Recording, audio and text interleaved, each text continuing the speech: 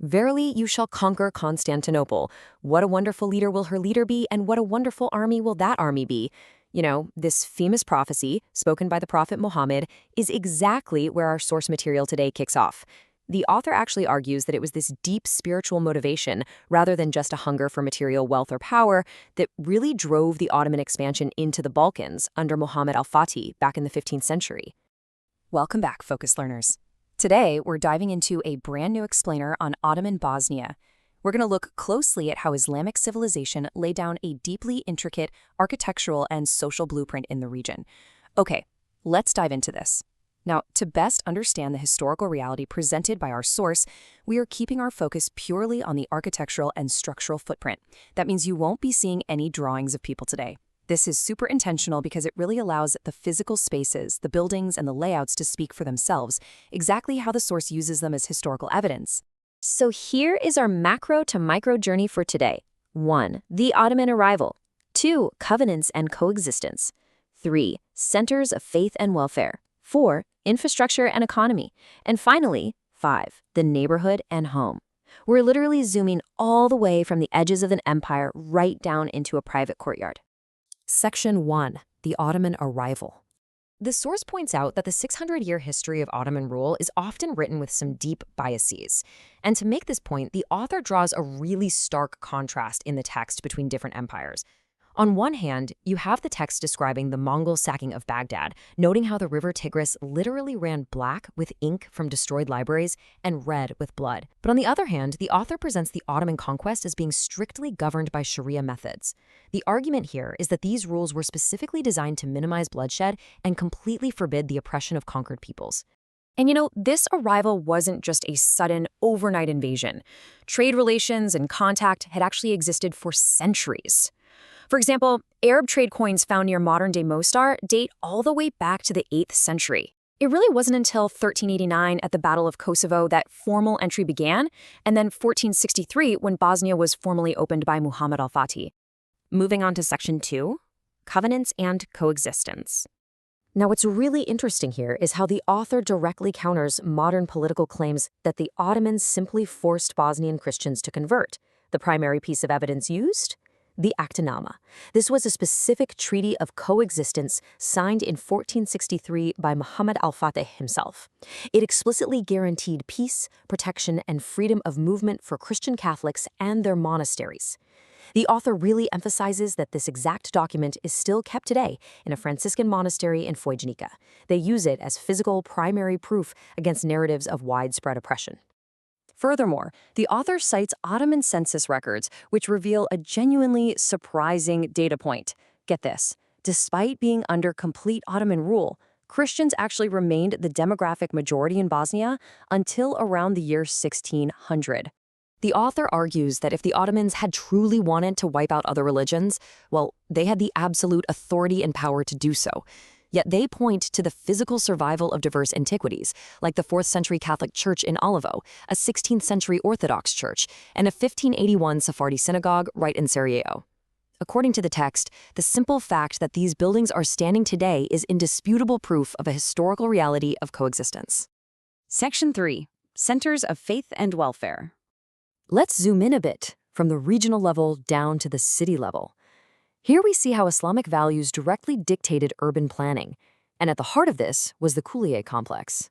So the crucial point is that in Ottoman Bosnia, a mosque wasn't just a single room where you went to pray. It was a comprehensive civic center. The founder of a mosque would establish a whole surrounding complex. We're talking an imaret to feed the needy, a madrassa for college education, a dara sofa or hospital, a public fountain known as a chesma, and even a musafarhana, a guest house for travelers. The source also draws a really fascinating, stark comparison when it comes to public welfare and hygiene.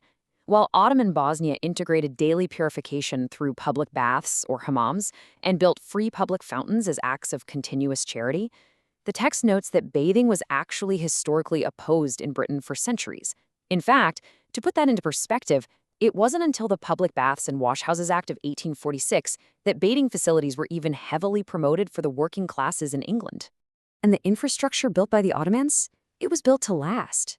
The Gazi Husrev Beg Madrasa, established way back in 1537 in Sarajevo, is highlighted by the source as living proof of this system. It continues to educate students to this very day, operating right in line with the Islamic social system. What you should really take away from this is how deeply these foundational concepts shape institutions that actually survive into the present day. All right, Section 4, Infrastructure and Economy. Moving from welfare to the bustling economic engines of the city, we find that the economic prosperity of Sarajevo was driven by highly organized trades and guilds. To give you a sense of the sheer scale we're talking about here, the governor, Gazi Husrev, alone built over 300 stores in the Sarajevo market, or Kırsiya. This created a massive, thriving economic hub right in the city center. And this brilliantly illustrates their commitment to connecting these hubs. The Mostar Bridge, or Starry Most. Completed in 1566 under Caliph Suleiman the Magnificent, this 29-meter-long, single-span stone arch was an absolute marvel of 16th-century advanced engineering. But according to the text, it wasn't just a physical bridge over a river, it was a physical manifestation of cultural connection, permanently linking the Christian Croat community on the west with the Muslims on the east. Which brings us to Section 5, the neighborhood and home.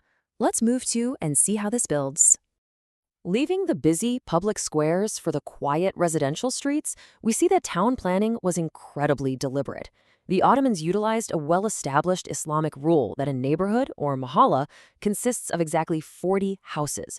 Now, this wasn't just a random number they pulled out of thin air. It created a tightly knit, socially cohesive unit where neighbors actually had strict codes of shared legal and social responsibility for one another. The source guides us spatially through how Islamic social values dictated the architectural progression of the entire city. So imagine walking through it. You start in the mahala, the neighborhood cluster centered around a local mosque. From there, you walk down the sokak, the local street. To enter a property, you first face high courtyard walls, acting as a solid barrier to the street. Only after passing through a gate into the courtyard do you finally reach the kucha, the private home itself. It's a complete macro to micro journey. Even the width of the streets, the sokak, was strictly regulated based on religious guidelines. To resolve road disputes, rules dictated that a main street must be wide enough for 2 pack animals to pass each other, so about 19 feet. A side street only needed to accommodate 1 pack animal, making it about 8 feet wide. It's a fantastic, surprising fact that the width of an entire neighborhood's streets was quite literally determined by donkeys. Everything had a highly functional purpose, derived directly from religious texts. Once you step inside the high walls of the property, the house served as a completely private refuge. The preferred family gathering space was the divahana, a long veranda facing the interior courtyard, safely away from the public eye. Latticed windows allowed occupants to see out without being seen. This was literally a physical, architectural manifestation of the Islamic concept of family privacy and the home as a sanctuary. In the grander houses, the source notes that this spatial division went even further. Space was strictly divided into 2 distinct areas. First, you had the selam look, the greeting area where the man of the house entertained male guests. And second, the harem look, the deeply private, protected quarters reserved strictly for women and everyday family life. The architecture was specifically designed to physically accommodate their social customs. Bringing all of this together, the author's final thesis is crystal clear. They write, "The Ottoman state was an Islamic state. The Ottomans implemented Islam according to their understanding of the Islamic texts. Ultimately, the source views the entire physical and cultural footprint of Ottoman Bosnia, from the widest stone bridges down to the narrowest 8-foot side streets, as an active, literal implementation of their faith." Which leaves us with a fascinating final thought to ponder today.